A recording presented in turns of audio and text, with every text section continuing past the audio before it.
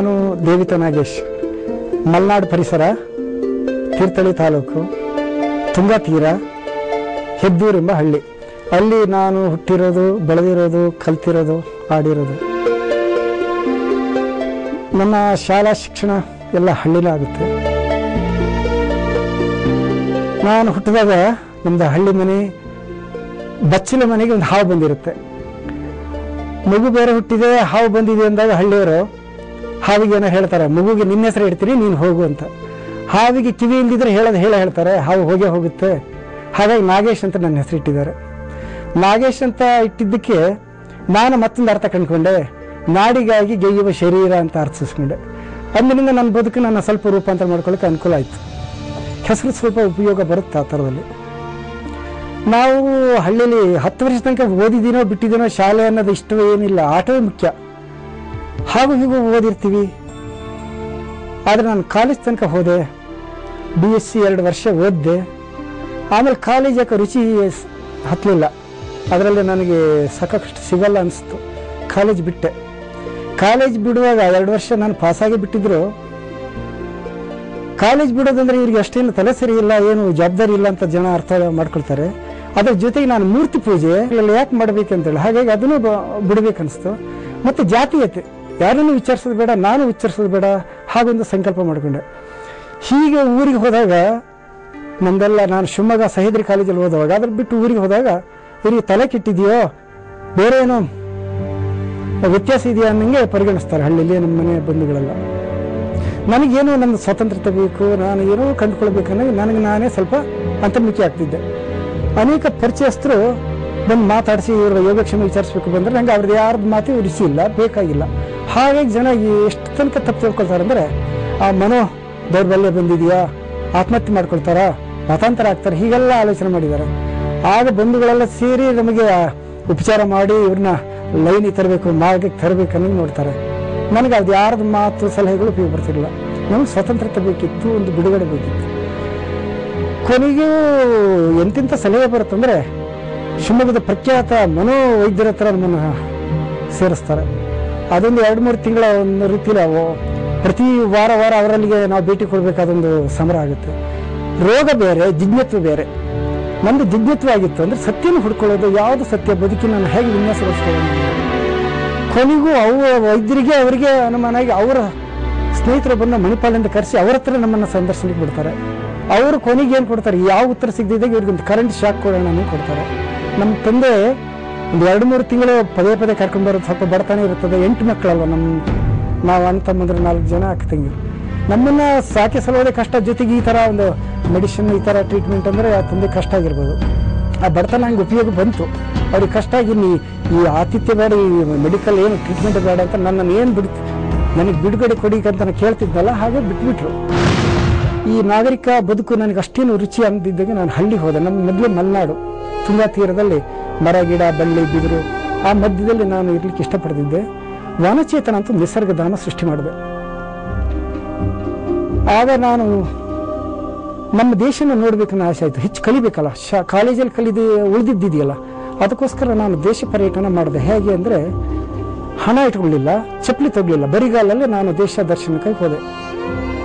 ಹಾಗೆ ಊಟ ತಿಂಡಿ ಎಲ್ಲೂ ಹೋಟ್ಲಲ್ಲಿ ಮಾಡಿಲ್ಲ, ಅಂಗಡಿ ತಿನ್ನಿಲ್ಲ. ಯಾರು ಪರಿಚಯ, ಯಾರ ಮನೇಲಿ ಊಟ ಕೊಡ್ತಾರೆ ಸಸ್ಯಾಹಾರ, ಅದನ್ನು ಮಾಡಬೇಕು ಅಂತ.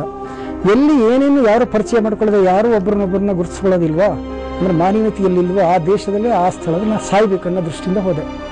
ಇಡೀ ದೇಶವನ್ನು ನಾನು 2 ವರ್ಷ ಸುಮಾರಾಗಿ ಸುತ್ತಾಡಿದೆ. ಒಂದು 13,000 ಕಿಲೋಮೀಟರ್ ನಡೆದಿರ್ಬೋದು 18 ರಾಜ್ಯಗಳಲ್ಲಿ. ಆ ಪಾದಯಾತ್ರೆಯಲ್ಲಿ ವಿಭಿನ್ನ ಅನುಭವಗಳೇ ಬರ್ತವೆ. ಪ್ರತಿ ಕ್ಷೇತ್ರ ಅಪರಿಚಿತನ ಹೇಗೆ ಸ್ವೀಕಾರ ಮಾಡುತ್ತಂತ. ಆ ಘಟನಾವಳಿಗಳಲ್ಲಿ ನನಗೊಂದು ಕನಸಿತ್ತು, ಅಕ್ಟೋಬರ್ 2 ರಾಜ್ಘಾಟಲ್ಲಿ ಇರಬೇಕು ನನಗೆ. ಅದು ಇದ್ದೆ. ಅಲ್ಲಿ ಮುಂದೆ ಹೋಗಿ ಜಮ್ಮುನಲ್ಲಿ ಹೋಗುವಾಗ ಒಂದು ದೇವಸ್ಥಾನದಲ್ಲಿ ಉಳ್ಕೊಳ್ಳುವಾಗ ನಾನು ಕರ್ನಾಟಕದವನಂದರೆ, ಅರೆ ನೀವು ಹಿಂದಿ ಮಾತಾಡ್ತಿರಲ್ಲ ಅಂತ ಅವ್ರು ನಂಬೋದಿಲ್ಲ. ಅರೆ ನಾನು ಹೊರಟು 3 ತಿಂಗಳಾಯ್ತು ಹಿಂದಿ ಕಲ್ತ್ಕೊಂಡಿದ್ದೀನಿ ಅಂದೆ. ಕೊನೆಗೂ ನಾನು ಹಿಂದಿ ಚೆನ್ನಾಗಿ ಮಾತಾಡಿದ್ದೆ ಅವರಿಗೆ ಅನುಮಾನಕ್ಕೆ ಕಾರಣ, ನೀವು ಸುಳ್ಳು ಹೇಳ್ತೀರಿ ಅಂತ. ಅಲ್ಲಿಂದ ವೈಷ್ಣೋದೇವಿಗೆ ತನಕ ಹೋದೆ, ವಿಶಿಷ್ಟ ಕ್ಷೇತ್ರ ಅದು ಮೇಲೆ. ಅಲ್ಲಿ ರಾತ್ರಿ ಉಳ್ಕೊಳ್ಬೇಕಾದ್ರೆ ಇದು ಹೊದಿಕೆ ಚೆನ್ನಾಗಿ ಬೇಕು. ನನ್ನ ಹತ್ರ ಇರೋಷ್ಟು ಹೊದಿಕೆ ಸಾಲದೆ ಬರ್ತದೆ. ನಾನು ಹೀಗೆ ಪಾದಯಾತ್ರೆ ಹಣ ಇಟ್ಕೊಂಡಿಲ್ಲ. ಅಲ್ಲಿ ಉಳ್ಕೊಳ್ಬೇಕಂದ್ರೆ ಇಲ್ಲೇನೋ ಸ್ವಲ್ಪ ನೀವು ಡಿಪಾಸಿಟ್ ಇಡಬೇಕು. ಒಂದು 100 ರೂಪಾಯಿ ಇಟ್ಟರೆ 2 ರಗ್ಗು ಕೊಡ್ತೀನಿ ಅಂದರು. ನನ್ನ ಹತ್ರ ಹಣನೇ ಇಲ್ವಲ್ಲ, ನಾ ಬಳಸೋಲ್ಲ ಅಂತ. ಹಾಗಂದ ತಕ್ಷಣವೇ ಅವರಿಗೆ ಈ ಹಣ ಇಲ್ಲದೆ ಏನು ಮಾಡ್ತೀರಿ ಅನ್ನೋದು ಅವ್ರಿಗೊಂದು ಅನುಮಾನ, ಇದೇನು ಸಾಧ್ಯ, ಹಾಗಾದರೆ ರಾತ್ರಿ ಕಳೆಯಲೇಬೇಕು ನಾನು ಆ ಥರ. ಅವಾಗ ಅವ್ರೇನು ಹೇಳ್ತಾರೆ, ಏನಿಲ್ಲ ಅಂತೀರಲ್ಲ, ಕೈಯಲ್ಲಿ ವಾಚ್ ಇದೆಯಲ್ರಿ ಅಂದರು. ನಾನು ವಾಚನ್ನ ನಂದಾಗಿ ಉಳಿಸ್ಕೊಂಡಿದ್ದೆ, ನನಗೆ ಬೇಕಂತೇಳಿ. ಇದು ಒಂದು ನನ್ನದ ಬೆಲೆ ಬಾಳೋ ಒಂದು ವಸ್ತು ಅದೇ ಆಗಿತ್ತು. ಹಾಗಾದರೆ ವಾಚ್ ಕೊಡ್ಲಾಗಾರೆ ಕೊಟ್ಟೆ, ಎರಡು ರಗ್ಗು ಕೊಟ್ಟರು, ಮಲ್ಕೊಂಡೆ. ಬೆಳಗ್ಗೆದ್ದು ಅವ್ರಿಗೆ ವಾಪಸ್ ಮಾಡಿದಾಗ ವಾಚ್ ಕೊಟ್ಟರು. ನನ್ನ ಯಾತ್ರೆ ಪ್ರಪ್ರಥಮಿಗೆ ನಾನೊಂದು ಅಡವು ಇಡಬೇಕಾದ ಒಂದು ವಸ್ತು, ಬೇರೆ ಯಾವುದೇ ಕಾರಣ ಇಲ್ಲದೆ ನನಗೆ ರಾತ್ರಿ ಕಳೀಲಿಕ್ಕೆ ಕಷ್ಟ ಸಾಧ್ಯದ ಒಂದು ವೈಷ್ಣೋದೇವಿ ಕ್ಷೇತ್ರದಲ್ಲಿ ಸಾಧ್ಯ ಆಯಿತು. ಹಾಗೆ ಬಂದಾಗ ಈ ಪಶ್ಚಿಮ ಬಂಗಾಳದಲ್ಲಿ ಸ್ವಲ್ಪ ಈ ಕಮ್ಯುನಿಸ್ಟ್ ಮನಸ್ಥಿತಿ ಇದ್ದಾಗ ಎಲ್ಲ ಮತ್ತು ಶಿಕ್ಷಣದಲ್ಲಿ ಮುಂದಿದ್ದರಿಂದ ಈ ತೀರಾ ಆಪ್ತತೆ ಕಡಿಮೆ ಆಗುತ್ತೆ, ವಿದ್ಯಾವಂತರಲ್ಲಿ ಸ್ವಲ್ಪ ಆಪ್ತತೆ ಕಡಿಮೆ ಆಗುತ್ತೆ. ನನಗೆ ಅಲ್ಲಿ ಪಾದಯಾತ್ರೆ ಭಾಳ ಕಷ್ಟ ಆಯಿತು, ಆಹಾರ ಸಕಾಲಕ್ಕೆ ಸಿಗ್ತಿರ್ಲಿಲ್ಲ. ಒಂದು ಕಡೆಗೆ ಒಬ್ಬರು ಕೊಟ್ಟೆ ಬಿಟ್ರು ಊಟ, ಅದು ಆ ಅನ್ನದ ಜೊತೆಗೆ ಮೀನು ಸಾರು ಇತ್ತು. ನಾನು ಇದು ಮಾಂಸಾಹಾರ ಮೀನು ತಿನ್ನಲ್ವಲ್ಲ, ನನಗೆ ಹಸಿವಾಗಿದೆ, ಆಹಾರ ಬೇಕು. ನಾನು ತೆಳ್ಳಗಾಗಿದ್ದೆ, ಆ ತೆಳ್ಳಗೆ ನನ್ನ ಶರೀರ ಉಳಿಸ್ಕೋಬೇಕಲ್ಲ. ರಸ್ತೆಯಲ್ಲಿ ಹೋಗೋ ಈ ಯಾವ್ದಾರು ಗಿಡಗಳಿಗೆ ತುದಿ ಎಲೆ ಕುಡಿ ಎಲೆ ತಿಂತ ಇದ್ದಿದ್ದೆ, ಯಾವುದೇ ಎಲೆ ರಸ ಹೋದ್ರೆ ಸಾಕು, ಅದು ವಿಷ ಆಗಲ್ಲ, ಕುಡಿ ಚಿಗುರು ತಿಂದು ದೇಹ ಉಳಿಸ್ಕೋತಿದ್ನಲ್ಲ. ಅಲ್ಲಿಂದ ಆಹಾರ ಸಿಕ್ತು ನನಗೆ, ಎಲ್ಲದೂ ಖುಷಿ. ಆಹಾರ ಅನ್ನ ಕಾಣ್ತಲ್ಲ ಅಂತ, ಅದರಲ್ಲಿ ಮೀನು ಸಾರಿದೆ. ಆ ಕೆಂಪು ಏನು ಸಾರು ಭಾಗನಷ್ಟು ತೆಗೆದು ಬದಿ ಇಟ್ಟು ಅವ್ರಿಗೆ ತಿಳಿಸ್ತಿಲ್ಲ, ಕೊಟ್ಟವರಿಗೆ ಎಸಿತೀನಂತ. ಉಳಿದ ಅನ್ನನ್ನು ಊಟ ಮಾಡಿದ್ದೀನಿ, ನಾನು ಬದುಕಬೇಕಲ್ಲ. ಯಾಕಂದ್ರೆ ಆ ಕಡೆ ಮತ್ಸ್ಯ ಅದು ಮೀನು ಅಲ್ಲಿ ಖುಷಿ ಆದ್ರಿಂದ ಎಲ್ಲರೂ ತಿಂತಾರೆ, ಅದು ಸಹಜ ಆಹಾರ. ನನಗೆ ಅದು ವರ್ಜ ಆಯಿತು, ಊಟ ಮಾಡಿದೆ. ಆದರೆ ಸ್ವಲ್ಪ ಭಾಗದ ರಸ ಸಿಗ್ತಲ್ಲ. ಸ್ವಲ್ಪ ಕಲ್ಕತ್ತಾ ನಗರದಿಂದ ಹೊರಗಡೆ ಬಂದಾಗ, ಯಾಕಂದ್ರೆ ಸಿಟಿಲಿ ಭಾಳ ದಿನ ಇರ್ಲಿಕ್ಕಾಗಲ್ಲ ಹಣ ಇಲ್ಲದ, ಹಾಗಾಗಿ ನಾನು ಅಲ್ಲಿ ನೋಡಬೇಕಾದ ಪ್ರೇಕ್ಷಣೀಯ ಸ್ಥಳ ನೋಡಿಬಿಡ್ತೀನಿ. ನಾನು ಮೂರ್ತಿ ಪೂಜಕನೆಲ್ಲ, ತೀರ್ಥ ಪ್ರಸಾದ ದೇವಭೂತಗಳ ಬಗ್ಗೆ ನನ್ನ ಕಾಳಜಿ ಇಲ್ದಿದ್ರಿಂದ ನನಗೆ ದೇವಾಲಯದ ಬರೀ ದರ್ಶನ ಮುಖ್ಯ ಇತ್ತು. ಹಾಗಾಗಿ ಮ್ಯೂಸಿಯಂಗಳು ನೋಡೋದು, ದೇವಾಲಯ ಅದು ಇದು ನೋಡ್ಕೊಂಡು ನಾನು ಸೀದಾ ಹಳ್ಳಿ ಕಡೆ ಬರ್ತಿದ್ದೆ. ಹಳ್ಳಿಯ ನನಗೆ ದರ್ಶನ ಬೇಕು. ಸಿಟಿಯಿಂದ ಹೊರಗಡೆ ಬರುವಾಗ ಅಕ್ಕಪಕ್ಕದಲ್ಲಿ ವಿಲಕ್ಷಣ ಏನು ಎಲ್ಲ ಜನ, ರಸ್ತೆ ಬದಿ ಜನ ಇದ್ದಾರೆ, ಯಾರು ಹೆಣ್ಮಕ್ಳವ್ರು ಇದ್ದಾರೆ. ಅದು ವೇಶ್ಯ ವೃತ್ತಿಯ ಒಂದು ಕಾಲೋನಿ ಇದ್ದಂಗೆ ಇದೆ. ನನಗೆ ಬೇರೆ ಹಸಿವಾಗಿದೆ, ಅದು ಮರುದಿನದ್ದು, ನಗರದ 2ನೇ ದಿನದಲ್ಲಿ ಭಾಳ ಹಸಿವಾಗಿದೆ. ನಾನು ಯಾರ ಮನೆಗೆ ಸೀದಾ ಹೋಗಿ ನನಗೆ ಹಸಿವಾಗಿದೆ, ಏನಾದ್ರು ಊಟ ಕೊಡ್ತೀರಾ ಅಂತ. ಭಿಕ್ಷೆನೂ ಅಲ್ಲ, ಅಂದರೆ ಬೇಡುವಿಕೆನೂ ಅಲ್ಲ, ನನಗೆ ನಾನು ಭಿಕ್ಷೆ ಬಿಡ್ತೀನೂ ಅಲ್ಲ, ನೇರ ಮಾನವೀಯತದ್ದು. ಯಾಕಂದ್ರೆ ನಾನು ಎಷ್ಟೋ ಸಂಪತ್ತನ್ನು ಮಾಡಿ ಬಿಟ್ಟು ಹೋಗಿರ್ತೀನಲ್ಲ, ಹಾಗಾಗಿ ನಾನಲ್ಲಿ ಪಡಿಬೋದು. ಇಡೀ ಭಾರತ ಒಂದೇ ಅರ್ಥ, ನಮ್ಮದೇ ಮನೆ, ಎಲ್ಲರೂ ನಮ್ಮರೆ. ನೀವು ಹಸಿವೆ ಅವರು, ನಾನು ಅವ್ರ ಕಡೆ ಬಂದ ತಕ್ಷಣವೇ ಒಳಗೆ ಕರ್ಕೊಂಡು ಬಿಡ್ತಾರೆ ಒಬ್ಬರು ಮಹಿಳೆ. ಇದನ್ನ ಒಬ್ಬ ವ್ಯಕ್ತಿಯಲ್ಲಿ ಬಂದಾಗ ಎಲ್ಲರೂ ಬೇರೆ ಬೇರೆ ದೃಷ್ಟಿ ಇದು ವಿನ್ಯಾಸದಲ್ಲಿ ನಮ್ಮನ್ನು ಅವರು ವೈಯಾರದಲ್ಲಿ ಕರಿತಿರ್ತಾರೆ. ನನಗೆ ಅದು ಕಲ್ಪನೆ ಇರಲಿಲ್ಲ, ಏನು ಕರೀತಾರೆ ಅಬ್ಬ ಇಷ್ಟು ಸೊಗಸಾಗಿ ಕರೀತಾರೆ ಅನ್ನೋ ಕಡೆ ಒಂದು ಹೋದರೆ, ಅದು ನೋಡಿ ವೇಶ್ಯ ಮನೆ ಯಾವತ್ತೂ ವೇಶ್ಯನೆ ಎಲ್ಲ ಹಾಳು ಬಿದ್ದಿದೆ. ಅವತ್ತಿಂದ ಆ ಕ್ಷಣದ ದಾಟುವಿಕೆ ದುಡ್ಡು ಬರೋ ಅಷ್ಟೇ ಅವರಿಗೆ. ಆ ಮನೆ ಕ್ಲೀನ್ ಇರ್ಬೇಕನ್ನೋದಿಲ್ಲ. ಅದಕ್ಕೆ ಗೃಹಿಣಿಗೂ ವೇಶ್ಯಗೂ ವ್ಯತ್ಯಾಸ ಬಹಳ ಇದೆ. ಇಬ್ಬರು ಹೆಣ್ಮಕ್ಳೆ, ಅಲ್ಲಿ ಏನಿಲ್ಲ. ಅದು ಕೊನೆಗೆ ನನಗೆ ಭಾಳ ಹಸಿವಾಗಿದೆ, ಏನಾದ್ರು ಕೊಡ್ತೀರೋ ಹಸಿವಿದೆ ಅಂದರೆ, ಅವಳಿಗೆ ಬೇರೆ ಇಲ್ಲಿ ಬಂದು ಊಟದ ಬಗ್ಗೆ ಮಾತಾಡ್ತಾರಲ್ಲ, ತಕ್ಷಣ ನನಗೆ ಅದರದ್ದು ಗ್ರಹಿಕೆ ಆಯಿತು. ಕೊನೆಗೆ ನೀವು ಯಾರು, ನಾವು ಈಗ ಆಂಧ್ರದಿಂದ ಬಂದಿದ್ದೀವಿ ಅಂದರು. ಇಲ್ಲೇನು ಮಾಡ್ತೀರಿ, ಇದೆಲ್ಲ ಯಾಕೆ ಮಾಡ್ತೀರಿ, ಸ್ವಲ್ಪ ದುಡ್ಡಿಗೆ 10 ರೂಪಾಯಿ ಹೀಗೆ ನೀವು ಇದನ್ನು ಮಾಡಿ ಏನು ಗಳಿಸ್ತೀರಿ ಏನು ಅಂತ ನಾನು ಸ್ವಲ್ಪ ಹೊತ್ತು ಅವರಿಗೆ ಹಿಂದಿನಲ್ಲಿ ಹೇಳಿದೆ. ಅವ್ರಿಗೆ ಇದೆಂತ ವಿಚಿತ್ರವಾಗಿ ಹೇಳಿದ್ದೀನಿ ಅಂತ. ಅವಾಗ ನೀವು ಹಾಗಾದ್ರೆ ದುಡಿತೀರಾ ಬದುಕಲಿಕ್ಕೆ ಹೊಟ್ಟೆಪಾಡಿಗ, ಸರಿ ನನಗೆ ಹಸಿವಾಗಿದೆ ಕೊಡಿ, ನಿಮ್ಮ ಮನೆಗೆ ಬಂದಿದ್ದೀನಲ್ಲ ಅಂತ. ಆಗದೆ ಹೋಯ್ತಾ ಹೆಣ್ಮಗಳಿಗೆ. ನಾನು ನೊಂದು ಹೇಳೋಷ್ಟು ಹೇಳಿ ಹೊರಗೆ ಬಂದೆ. ಉಳಿದವರು ಏನು ವಿಚಾರಿಸ್ತಾರೆ, ಕಾಮ್ ಹೋಗಯ್ಯ ಅಂತ ವಿಚಾರಿಸ್ಕೊತಾ ಬರ್ತಾರೆ. ಅವ್ರಿಗೆ ದುಡ್ಡಾಯ್ತು ಅಂತ ಇವರು ಸುಮ್ಮನೆ ನಗ್ತಾ ದಾಟಿ ಬಂದೆ. ಅವ್ರಿಗೆ ನಿಜಕ್ಕೂ ಎಂದೆಂದೂ ಸಮಾಧಾನ ಇಲ್ಲದ ಬದುಕು, ಪಾಪ ಅನಿಸ್ತು.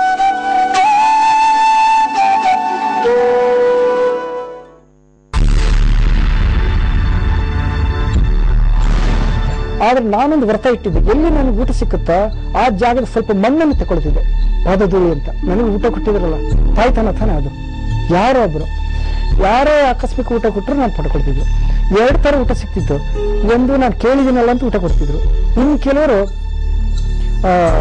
ಅತಿಥಿ ದೇವೋಭವ ಅಂತ ನಮಗೆ ಊಟ ಉಣಿಸಿ ಪೂಜೆ ಮಾಡಿ ನಮಸ್ಕರಿಸಿ ಊಟ ಕೊಡ್ತಿದ್ರು.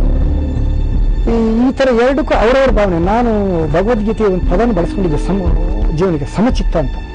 ನಿನಗೆ ಗೌರವ ಬರಲಿ ಅಥವಾ ಅವಮಾನ ಆಗಲಿ, ನೀನು ಬದಲಾಗಲಿ. ಈ ಮೇಘಾಲಯ ಹೋಗೋದಿತ್ತು. ಮೇಘಾಲಯದಲ್ಲಿ ನನ್ನ ಶಿಲಾಂಗ್ ನಡ್ಕೊಂಡು ಹೋಗೋದು. ಅಲ್ಲಿ 2 ದಿನದ ಇದು ಬಂದ್ ಆಚರಣೆ. ಅಲ್ಲಿಯ ಜನ ಈ ಬಿಹಾರಿ ಅಥವಾ ನೇಪಾಳ ಜನರನ್ನ ಓಡಿಸ್ಬೇಕು, ಸಂಖ್ಯೆ ಜಾಸ್ತಿ ಆಗಿದೆ. ಅಲ್ಲೊಂದು ಕಪ್ಪು ಕಲ್ಲಿದ್ದು ಇದ್ದಲ್ಲದೊಂದು ಉದ್ಯೋಗ ಇದೆ, ಅದಕ್ಕೆ ಭಾಳ ಜನ ಅದು ಕಪ್ಪು ಚಿನ್ನ ಅಂತಾರೆ. ನಾನು ನಡ್ಕೊಂಡು ಹೋಗ್ತಾ ಇದ್ದೀನಿ. ಒಂದು ಶಿಲಾಂಗ್ ತಲುಪಿದಾಗ ಅವತ್ತು ರಾತ್ರಿ ಆಗಿತ್ತು. ಒಂದು ದೇವಾಲಯದ ಮಲ್ಕೊಂಡೆ. ಬೆಳಿಗ್ಗೆ ನಾನು ಹೇಳ್ಬೇಕಾದ್ರೆ ಅಲ್ಲಿ ಅರ್ಚಕ ಬಂದು ಅವನ ಹತ್ರ ಒಂದು ಚಿಮಟ ಅದ್ರಲ್ಲಿ ಹೊಡೆದು ಎಬ್ಸ್ತಾ ಇದ್ದಾನೆ. ತಟ್ಟಿ ಎಬ್ಸ್ಬೇಕು, ಹೊಡೆದು ಎಬ್ಸ್ತಾನೆ. ಏನಂತ ತಕ್ಷಣ ಯಾಕೆ ಬಂದಿದೆಯಾ, ನಡಿ ಹೊರಗೆ ಅನ್ನಂಗೆ. ಅರೆ ದೇವಾಲಯದಲ್ಲಿ ಎಲ್ಲರ ಮನೆ, ದೇವಾಲಯ ಅಂದ್ರೆ ಎಲ್ಲರ ಮನೆ, ಸಾವು ನೋವಿಲ್ಲದ ಮನೆ ಅಂತ ನಾವು ತಿಳ್ಕೊಂಡಿದ್ದೀನಿ. ಆವಾಗ ಸರಿ ಅವನು ಹೇಳಿದನಲ್ಲ ಅಂತ ಬಂದೆ. ಅಷ್ಟೊತ್ತಿಗೆ ಮಗು ಬರ್ತದೆ. ಅವನು ಬಹಳ ನೀಚ ಅವನೊಬ್ಬರ ಒಂದು ದುಷ್ಟ ಅನ್ನಂಗೆ ಅವ್ರು ಹೇಳ್ತಾರೆ. ಮಗು ಆ ಮಕ್ಕಳಿಗೆ ಬರಕ್ಕೆ ಬಿಡದೇ ಇರೋಂಥ ದೇವಾಲಯದ ಅರ್ಚಕ ಬಿದ್ದು ಸರಿ ಅಂತ ಒಂದು ಆಶ್ರಮಕ್ಕೆ ಹೋದರೆ ಅವತ್ತು ಇಡೀ ಶಿಲಾಂಗ್ ನಗರ ಸ್ತಬ್ಧ, ಏನಿಲ್ಲ. ನಾನು ನೋಡ್ಬೇಕಂದ್ರೆ ನನಗೆ ಚಿರಾಪುಂಜಿ ಹೊಡಲೇಬೇಕೆಂಬ ಕಾಳಜಿ. ನಾನು ಆಗೊಂಬೆ ಪರಿಸರದಲ್ಲಿದ್ದರೂ ಇದು ಮಳೆ ಹೆಚ್ಚಿನ ಅದು ಚಿರಾಪುಂಜಿ ನೋಡೋಣ, ಭಾಳ ಓದಿದ್ದೀವಲ್ಲ ಅದ್ರ ಬಗ್ಗೆ, ಸ್ವಯಂ ನೋಡೋದ್ರ ಬಗ್ಗೆ ನನಗೆ ಕಾಳಜಿ ಇದೆ. ನಮ್ಮ ದೇಶದಲ್ಲಿ ಅಂಥ ನೈಸರ್ಗಿಕ ವಿಶೇಷಗಳಿದ್ದಾವೆ. ಭೂಮಿಯಿಂದ ನೀರು ಬರೋದು, ಬಿಸಿ ನೀರಿನ ಬುಗ್ಗೆಗಳು. ಹಾಗಾಗಿ ಚಿರಾಪುಂಜಿ ನೋಡು. ಶಿಲಾಂಗ್ ಹೋಗಿದ್ದೀನಿ, 3 ದಿನ ತಿರುಗಾಡೋಂಗಿಲ್ಲ. ನಾನು ದೇವಸ್ಥಾನ ಇದ್ರಲ್ಲಿ ಸಾಧುಗಳಿದ್ದಾವೆ, ಹೇಳಿದ್ರು ಹೊರಗಡೆ ದಾಟಬೇಡಿ ಅಂತ ಇವತ್ತು. ಆದರೆ ನಾನು ಸ್ನಾನ ಮಾಡಿ ಬಿಸಿಲಿಗೆ ನನ್ನನ್ನು ಮೈ ಕುಟ್ಕೊಂಡು ನಿಂತ್ಕೊಂಡಿದ್ದೀನಿ. ಒಂದಷ್ಟು ಜನ ಯುವಕರು ಏನು ಮಾಡ್ತಾರೆ, ಯಾರೊಬ್ಬರು ಹೊರಗಡೆ ಬರ್ಕೊಡೋದು, ಎಲ್ಲ ಒಳಗೆ ಇರಬೇಕಂತ. ಅವ್ರದ್ದು ಪ್ರಕ್ರಿಯೆ ಹೇಗೆ ಅಂದರೆ, ಬಾಯಿನಲ್ಲಿ ಗೋಲಿಗಳು ಅಥವಾ ಸ್ವಲ್ಪ ಕಲ್ಲಿಟ್ಕೊಂಡು ಈ ಚಾಟ್ರಿ ಬಿಲ್ ಅಂತ ಎಳೆದು ಬಿಡೋದು. ಹೊಡೆಯ ದೂರದಿಂದ ಹೊಡೆದ್ರೆ ನೀವು ಒಳಗೆ. ನಾನು ಬಿಸಿಲಿಗೆ ನನ್ನನ್ನು ತೊಡ್ಕೊಂಡು ನಿಂತ್ಕೊಂಡು ನಿಲ್ಲುವುದಂಗೆ ಅಲ್ಲಿಂದಲೇ ಒಂದರ್ಜ ಅಂತ ನಾನು ಆ ದೇವಾಲಯದ ಹೊರಗಡೆ ಅಂಗಣದಲ್ಲಿದ್ದೀನಿ. ನಾನು ಅತಿಕ್ರಮಣ ಮಾಡಿಲ್ಲ ಅಲ್ಲಿ ಸ್ಥಳದಲ್ಲಿ. ಒಳಗೆ ಹೋಗಿ ಅಂತ ಯಾಕೆ ಹೇಳ್ತೀರಿ ಅನ್ನೋ ನನ್ನ ಹೇಳಿದೆ. ನಾನು ಏನೋ ಚೂರಾಚಲ ಆಗದೆ ಇದ್ದೀನಿ. ಅವರು ಹೀಗೆ ಒಂದು 15 ಮಂದಿ ಇರ್ಬೋದು ಹುಡುಗರು, ಕಲ್ಲು ತೆಗಿತಾರೆ, ಹೊಡಿತಾರೆ. ನನಗೆ ಬಟ್ಟೆಗೆಲ್ಲ ಹೊಡ್ಕೊಂಡು ಹೋಗ್ತದೆ. ನಾನು ನಿಂತಲ್ಲಿ ಚೂರು ಹೋಗ್ತಿಲ್ಲ, ಯಾಕಂದ್ರೆ ನಾನು ನಿಂತಿದ್ದೆ ನನ್ನ ಆತ್ಮನಿರ್ಣಯದಲ್ಲಿ, ಬಿಸಿಲಿಗೆ ನಿಂತಿದ್ದೀನಿ. ಹೋಗಂತ ಹೇಳಿದ್ರೆ ಇವರು ವಿನಾಕಾರಣ, ಅವ್ರ ಜಾಗದಲ್ಲಿ ನಾನು ನಿಂತಿಲ್ಲ. ನನಗೆ ಅವ್ರು ಹೊಡೆದಾಗ ನನ್ನ ಬಟ್ಟೆಗೆಲ್ಲ ಹೋಗ್ತಿತ್ತು, ಕೆಲವು ಕಾಲಿಗೆ ಪೆಟ್ಟಾಗ್ತಿತ್ತು, ನನ್ನ ಮುಖಕ್ಕೆ ಪೆಟ್ಟಾಗ್ತಿದ್ದು ಹಿಂಗಂತಿದ್ದೆ ಅಷ್ಟೇ. ತಕ್ಕಷ್ಟು ಹತ್ರ ಬಂದರು, ಒಂದು 100 ಮೀಟರ್ ತನಕ ಬಂದರು. ಇಷ್ಟು ಹೊಡೆದ್ರು ಸ್ವಲ್ಪನೂ ಬದಲಾಗಿಲ್ಲ ಅಂದಾಗ ಅವರಲ್ಲೂ ಅನುಮಾನ ಶುರು ಆಗುತ್ತೆ ಅವರಿಗೆ. ಅರೆ ಅಂತ ವ್ಯಕ್ತಿ ಓಡಬೇಕು, ಒಂದು ಹೊಡೆತ ಬೀಳ್ತಾರೆ. ನಾನು ಬದ್ಧ ಇದ್ದೀನಿ ಅಂತ ಇರ್ತೀನಿ. ಆವಾಗ ಹತ್ರ ಬಂದ ತಕ್ಷಣ ಹಿಂಗಂದೆ, ಸುಮ್ಮನೆ ಸಣ್ಣ ಮಾಡಿ ಹೋಗಿ ನೀವು ಅಂತ. ನನ್ನ ಸುತ್ತಮುತ್ತ ಎಲ್ಲ ಮನೆಯಲ್ಲಿ ಅನೇಕ ಈ ಬೇರೆ ಇವರು ಅಂದರೆ ಮನೆಯೊಳಗೆ ಆಡ್ಕೊಂಡು ಹೇಳ್ತಾರೆ, ಕಿಟಕಿನ ಹೇಳ್ತಾರೆ, ಸ್ವಾಮೀಜಿ ಒಳಗೋಗ್ರಿ ಅಂತ. ಅರೆ ನೀವು ಹೆದರ್ಕೊಂಡು ಒಳಗಿರೋದಾದ್ರೆ ಭಯ ಇದೆಯಲ್ಲ, ಅದು ಸಾವಿನ ಪ್ರತಿನಿಧಿ. ಭಯ ಅನ್ನೋದೇ ಸಾವು. ಅದರಿಂದ ನಿತ್ಯ ಸಾಯೋದು ಯಾಕೆ, ಒಮ್ಮೆ ಸಾಯೋದು ಕರೆಕ್ಟ್ ಅಂದೆ ನಾನು ನಿಂತಾನೆ. ಅವರು ವಾಪಸ್ ಹೋಗೇ ಬಿಟ್ರು, ಕಳಿಸ್ಲಿಲ್ಲ. ಆವಾಗ ಅದು 2 ದಿನದ ಮುಷ್ಕರದಿಂದ ಆವಾಗ ನಾನೇನು ಮಾಡಿದೆ, ಅವ್ರು ಹೋದ ತಕ್ಷಣ ನಾವು ಒಳಗಡೆ ಕರ್ಸ್ಕೊಂಡಿದ್ದೀವಿ. ಸಾಧುಗಳು ಇವರೆಲ್ಲ ಆಶ್ಚರ್ಯಪಟ್ಬಿಟ್ರು, ನೀವು ಯಾರು ಅಂತ, ನೀವು ಮನುಷ್ಯರ ಏನು ಅಂತ. ಕೊನೆಗೆ ನಾನು ಹೇಳಿದೆ, ನೀವು ಸಾಧುವಾಗಿ ವೇಷ ಹಾಕೊಂಡು ಸಾವಿಗೆ ಹೆದರೋದಾದರೆ, ಪೆಟ್ಟಿಗೆ ಹೆದರೋದಾದರೆ, ಒತ್ತಾಯಕ್ಕೆ ನೀವು ಮಣಿಯೋದಾದರೆ ನೀವು ಏನು ಸಾಧನೆ ಮಾಡಿದ್ರಿ? ಇವ್ರಿಗೆ ಆಶ್ಚರ್ಯ ಆಯಿತು. ಆವಾಗ ಏನು ಹೇಳಿದೆ, ಮರುದಿನ ಅಲ್ಲಿ ಸುತ್ತಮುತ್ತ ಕಲ್ಲೆಲ್ಲ ತನ್ನಿ ಅಂದೆ. ಇಷ್ಟು ದೊಡ್ಡ ಕಲ್ಲು ಬಿದ್ದಿದ್ದಲ್ಲ, ತೆಗೆದು ರಾಶಿ ಹಾಕಿದೆ. ಅದ್ರ ಸುತ್ತ ಒಂದು ರಂಗೋಲಿ ಬರೆದೆ, ಅದಕ್ಕೊಂದು ಊದುಬತ್ತಿ ಬೆಳೆಸಿದೆ. ಅದು ಎದುರಿಗೆ ನಾನೊಂದು ಚೇರಿತ್ತು, ನಾನು ಭಗವದ್ಗೀತೆ ಒತ್ತು ಕೂತ್ಕೊಂಡೆ. ಮರುದಿನ ಬಂದಿತ್ತಲ್ಲ, ಅವ್ರು ಹಾಗೆ ಸಂಚಾರ ಮಾಡಿದ್ರ ಯುವ ಪಡೆ. ಬಂದಾಗ ಸಾಧುಗಳು ಇವತ್ತೆಲ್ಲ ಹೊರಗಡೆ ಇರಿ ಅಂದೆ, ಎಲ್ಲರೂ ಸುತ್ತಮುತ್ತ ಮನೆಗಳು ಹೊರಗಡೆ ಇರಿ ಅಂದೆ. ಹೊರಗಡೆ ಇದ್ರು. ಅವ್ರು ದೂರದಿಂದ ನೋಡಿ ಸ್ವಲ್ಪನೂ ಬರಲೇ ಇಲ್ಲ. ಅದು ಹಂಗಾರೆ ಸಾಧನೆ ಆಯ್ತಾ ಒಂದು ಹೆಜ್ಜೆ. ನಾನು ನನ್ನ ಸಲಹೆ ಏನಂದ್ರೆ, ನೀವು ಸಣ್ಣ ಸಣ್ಣ ಕಲ್ಲಲ್ಲಿ ಹೊಡೆದಿದ್ದೀರಲ್ಲ, ಕಲ್ಲಲ್ಲೇ ಹೊಡೆದಿದ್ರೆ ಕಲ್ಲಿಗೆ ಕಲ್ಲಿದ್ದಾವೆ, ಇನ್ನೂ ದೊಡ್ಡ ಕಲ್ಲ ಇದ್ದಾವೆ.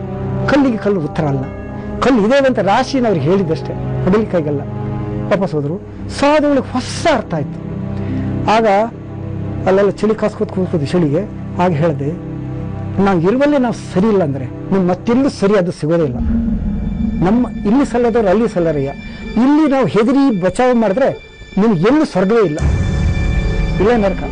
ಆಗ ಹೇಳಿದೆ, ನೋಡಿ ನಿನ್ನೆ ತನಕ ಕಲ್ಲಿನ ಕಥೆ ಆಯ್ತಲ್ಲ, ಇವತ್ತು ನೀರಿನ ಕತೆ ಅಂದು ಏನು, ಅವ್ರದ್ದು ಬಚ್ಚಲ ಮನೆ ಅಲ್ಲಿ ಶೌಚಾಲಯ ಏನು ಕ್ಲೀನ್ ಇಲ್ಲ, ಅಡಿಗೆ ಮನೆ ನೀರಿಲ್ಲ. ಇವತ್ತು ಇದು ಸ್ವಚ್ಛ ಮಾಡಬೇಕು ಅಂತ ನಾನು ಸ್ವಚ್ಛ ಮಾಡಿದ್ರೆ ಇವತ್ತು ಉಳ್ಕೊಳ್ತೇನೆ.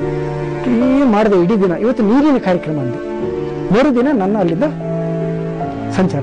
ಆಮೇಲೆ ಗೋಗಿರ್ತಾರೆ, ಸ್ವಾಮೀಜಿ ನೀವು ಇವತ್ತು ಇರಿ ನೀವೇನು ದೇವರೇ ಏನೋ ಅನ್ನಂಗೆ ಏನೂ ಅಲ್ಲ, ಒಳಗಡೆ ಧೈರ್ಯ ತಗೊಳ್ಳೋದಷ್ಟೇ. ಅತ್ಯಂತ ಶ್ರೇಷ್ಠ ಗುಣ ಒಬ್ಬ ಮನುಷ್ಯನಿಂದ ಧೈರ್ಯ ಅಂತೆ. ನೀವು ಕದಿಯೋದಾದ್ರೆ ಧೈರ್ಯ ಬೇಕು, ಒಳ್ಳೆದಾದ್ರೆ ಧೈರ್ಯ ಬೇಕು.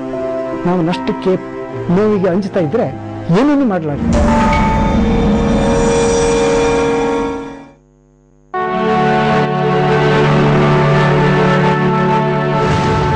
ವನಚೇತನ ಸೃಷ್ಟಿ ಮಾಡಿ ಅದೊಂದು 15-20 ಎಕರೆ ಜಾಗ ಕುಟೀರಗಳನ್ನು ಕಟ್ಕೊಂಡೆ. ಒಂದು ಅರ್ಥದ ಋಷಿ ಜೀವನ ನಾನು ಮಾಡ್ಕೊಂಡೆ. ಕುಟೀರ ಅಂದರೆ 2 ಮೆಟ್ಲು ತಗ್ಗು ಆ ಥರ ಇಳಿದು ಹೋಗಿ ಒಂದು ಹಂಚಿನ ಅಳತೆಯಲ್ಲಿ ಮಾಡಿದೆ. ಕೆಮ್ಮಣ್ಣಿನ ಬೆಳೆದಿರೋಂಥ ಗೋಡೆ, ಸಗಣಿ ಸಾರಿಸಿದ್ಮೇಲೆ ಅಂದರೆ ಸಿಮೆಂಟ್ ಕಬ್ಬಿಣ ಬಳಸದೇ ಇರೋದೊಂದು ಕುಟೀರ. ಇಂದಿಗೂ ನಾನು ಅಲ್ಲೇ ವಾಸ ಮಾಡ್ತೀನಿ. ನಮ್ಮದೊಂದು ದೊಡ್ಡ ಮನೆ ಇದೆ, ಹಳ್ಳಿ ಮನೆ. ಸುಮಾರು 50-70 ಜನ ಉಳ್ಕೊಳ್ಬೋದು. ಅದು ಅನೇಕ ಪ್ರವಾಸಿಗರು ಬಂದರೆ ಅಲ್ಲಿ ಉಳ್ಕೊಳ್ತಾರೆ, ಅವ್ರಿಗೆ ಅದು ಅವಕಾಶ ಮಾಡ್ತೀನಿ. ನಾನು ಎಷ್ಟೇ ಹೊತ್ತಾದರೂ ನನ್ನ ಕುಟೀರಕ್ಕೆ ಬರ್ತೇನೆ. ವನಚೇತನದಲ್ಲಿ ಬರೀ ಕುಟೀರ ಮಾತ್ರ ಅಂತಲ್ಲ, ಕಲಾಕೃತಿ ಮಾಡಿದ್ದೀನಿ. ನಾನೊಂದು ಚಿತ್ರಕಲಾ ಶಿಲ್ಪಗಳನ್ನು ಸ್ವಲ್ಪ ಅಭ್ಯಾಸ ಮಾಡಿದ್ರಿಂದ ಆ ವನಚೇತನದ ಮರಗಿಡ ಮಧ್ಯದ ಖಾಲಿ ಜಾಗಗಳಲ್ಲೆಲ್ಲ ಸಿಮೆಂಟು, ಇಟ್ಟಿ, ಕಲ್ಲೆಲ್ಲ ಬಳಸಿದ್ದ ಒಂದಷ್ಟು ಕಲಾಕೃತಿಗಳು.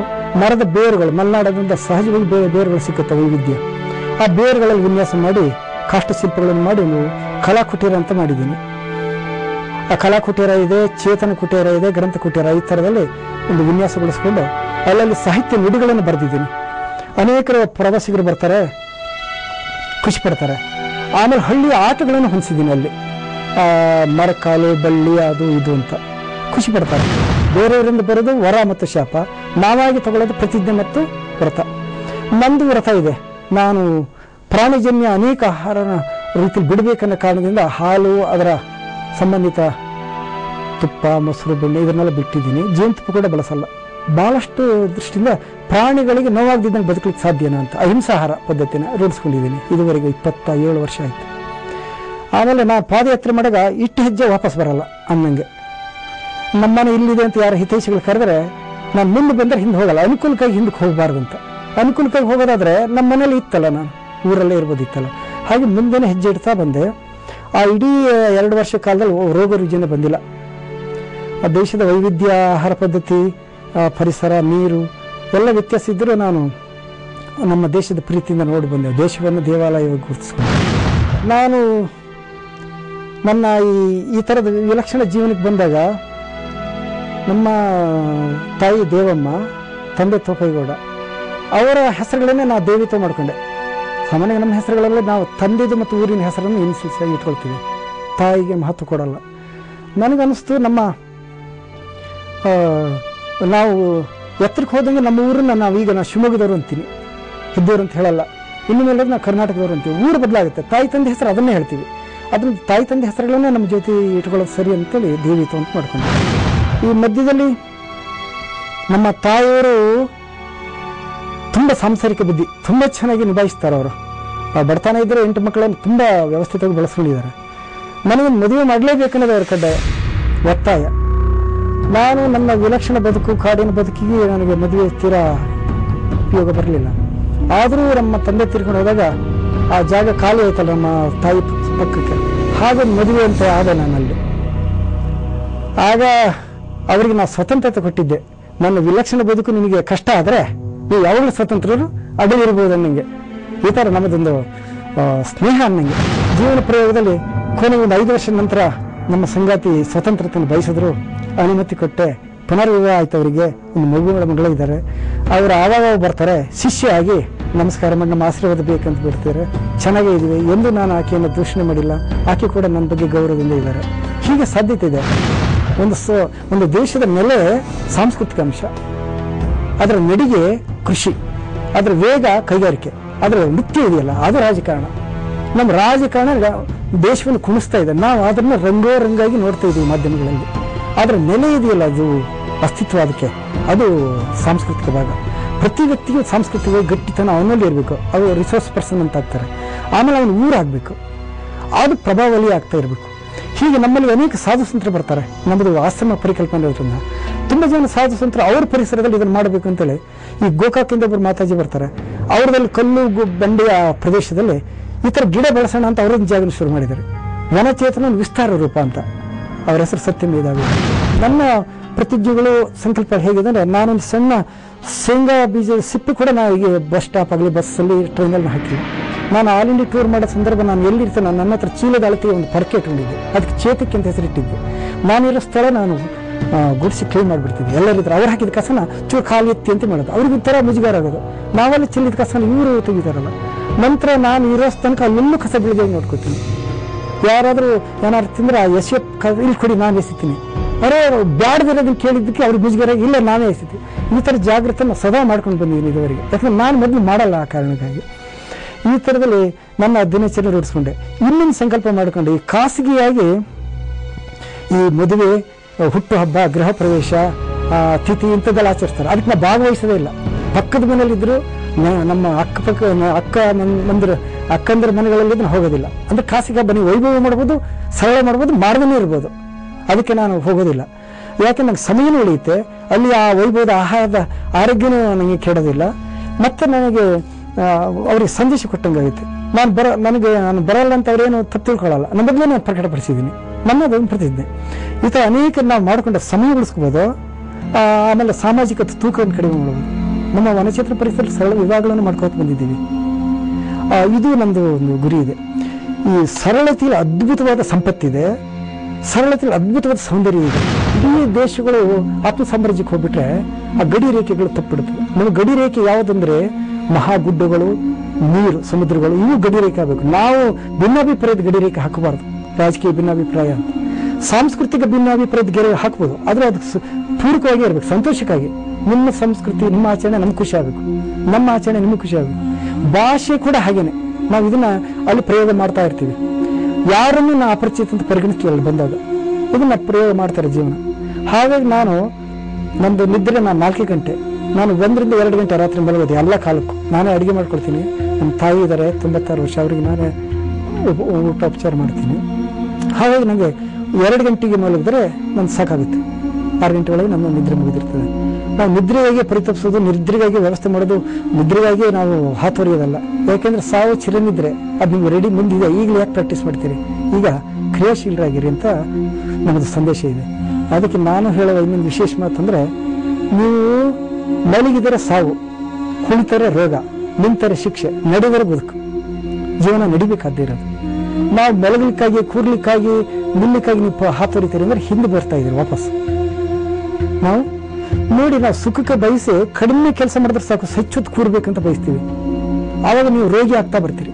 ನೀವು ಕೂತ್ಕೊಂಡಿರೋ ವೃತ್ತಿಗಳೆಲ್ಲ ರೋಗ ಅಂತ ತರ್ತಾ ಇದ್ದಾವೆ. ನಿಂತ್ಕೊಂಡು ಮಾಡೋ ಬುದ್ಧಿ ಎಲ್ಲ ಶಿಕ್ಷೆ ಆಗ್ತಿದೆ ಅವರಿಗೆ, ಸೊಂಟ ನೋವು, ಗಂಟು ನೋವು. ಆಮೇಲೆ ಮಲಗಿರಕ್ಕೆ ಇಷ್ಟಪಡ್ತಾರೆ. ಅಯ್ಯೋ ಕತ್ಲಾಯ್ತು, ಮಲಗಬೇಕು, ಈಗ ನಿದ್ರೆಗೆಟ್ಟಿದ್ದೀನಿ ಅಂತ. ನಿದ್ರೆಗೆಡೋದು ಅನ್ನೋದೇನಿಲ್ಲ, ಶರೀರಕ್ಕೆ ಆಯಾಸ ಬಂದಾಗ ಅದು ನಿದ್ರೆಯಿಂದ ಪರಿಹರಿಸ್ಕೊತದೆ. ಕ್ಲಾಸ್ ರೂಮಲ್ಲಿ ಮಕ್ಕಳಿಗೆ ನಿದ್ರೆ ಬರುತ್ತೆ, ಬಸ್ಸಲ್ಲಿ ನಿದ್ರೆ ಮಾಡೋರು ಅದನ್ನು ಹಾಸಿಗೆ ಹಾಸಿರಲ್ಲ. ಹೇಗೆ ನಿದ್ರೆ ಬರುತ್ತೆ ಅಂದರೆ ನಿಮ್ಮ ಆಯಾಸ ತಗೊಳಕ್ಕೆ ಅದಿದೆ. ಅದರಿಂದ ಮಲಗಲಿಕ್ಕಾಗಿ ಆಲೋಚನೆ ಮಾಡಿ, ಮಾಡ್ಲಿಕ್ಕಾಗಿ ಕ್ರಿಯಾಶೀಲರಾಗಲಿ. ಇದನ್ನು ನಾವಲ್ಲಿ ಹೆಚ್ಚು ಸಮಯ ನಾನು ಎಚ್ಚರಿದ್ದು ಮಾಡೋದು ನಂದು ವಿಶೇಷತೆ. ಇದು ಕೂಡ ನನ್ನ ವನಚೇತನ ಪರಿಸರ ಮಾಡ್ಕೊಂಡು ಬರ್ತಾ ಇದೆ.